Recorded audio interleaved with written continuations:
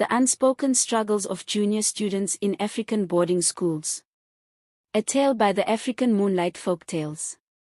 Ensure to hit the subscribe button and notification bell, like and share all our African Moonlight Folktales. Please watch to the end and remember to leave a comment on how we can improve and make this channel more interesting for you. Over to the story. The sun had barely risen over the small village of Akwa Ibom, casting a warm glow over the thatched roofs and the dusty streets. Emmanuel, a bright-eyed 10-year-old, sat nervously on the couch, clutching his small suitcase. Today was the day he would leave for boarding school. His mother, Mrs. Udo, knelt beside him, her eyes brimming with tears. "Emmanuel, my son, I will miss you so much. But I know you will make me proud. You will learn and grow, and become a great man one day." Emmanuel nodded, trying to hide his own tears. He had heard stories about the strict rules and harsh punishments in boarding school, but he was determined to make his family proud. As they said their goodbyes, Emmanuel's father, Mr. Udo, handed him a small bag of food and some money. "This is for your journey, my son. Be careful and stay focused. We will be praying for you every day." Emmanuel took a deep breath, shouldering his suitcase and waving goodbye to his family. He walked out of the village, following the dusty road that led to the city. The journey was long and arduous, but Emmanuel was determined to reach his destination. As he walked, he thought about all the stories he had heard about boarding school. He had heard about the strict rules, the harsh punishments, and the endless homework. But he had also heard about the friendships, the laughter, and the sense of community that came with living with other students. After several hours of walking, Emmanuel finally arrived at the bus station. He boarded a crowded bus, finding a seat near the back. As the bus rumbled to life, Emmanuel felt a mix of emotions: excitement, fear, and uncertainty. The journey to boarding school was just beginning, and Emmanuel had no idea what lay ahead. Tears dropped from his face, feeling the absence of his siblings and his parents. This was the first time he was staying away from his mother's love and pampering. The bus ride seemed to drag on forever, but finally, Emmanuel arrived at the boarding school. He was greeted by the imposing figure of Mr. Coffee, the principal, who eyed him sternly. "Welcome, young boy," Mr. Coffee said, his voice firm but not unkind. "I expect you to follow the rules and respect your elders. Any disobedience will be met with severe punishment." Emmanuel nodded, feeling a sense of trepidation. He had heard stories about Mr. Coffee's strictness, but he had never imagined it would be this intimidating just the first day in school.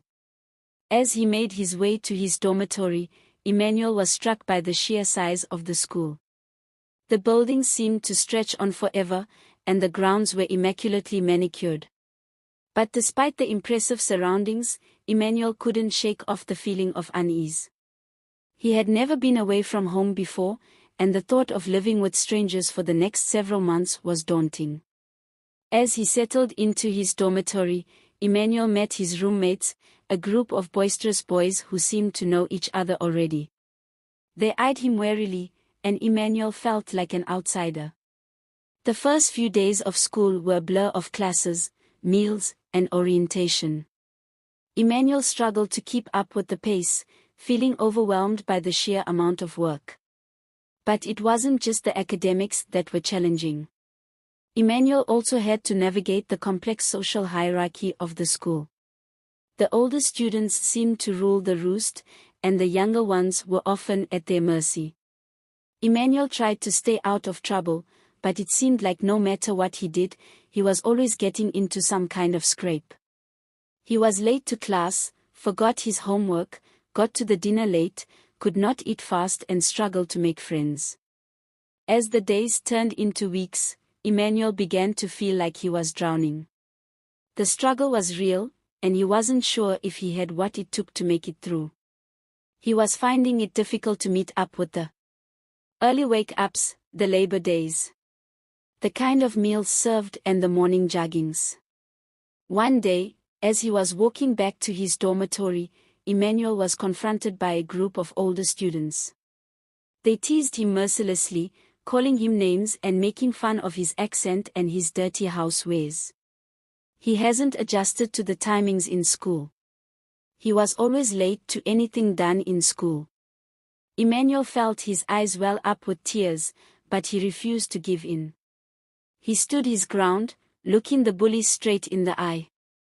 Not long tears dropped from his eyes. He missed home and missed his family.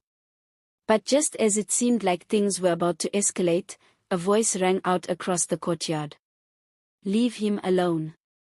Emmanuel turned to see a girl with a kind face and a fierce determination in her eyes. She stood up to the bullies, refusing to back down. She was their classmate. "Thank you," Emmanuel said, feeling a sense of gratitude. "My name is Nneoma," the girl replied, smiling. "And you are?" Emmanuel smiled back, feeling a sense of hope for the first time in weeks. "I'm Emmanuel." "I guess you are one of the new junior students," she said. "Don't worry, I will guide you through some things so you can adapt to the activities and timing of the school." "I am in Yellow House," she said. "Anytime you need to talk to someone, I'm a student, to call me from the female hostel." To be continued.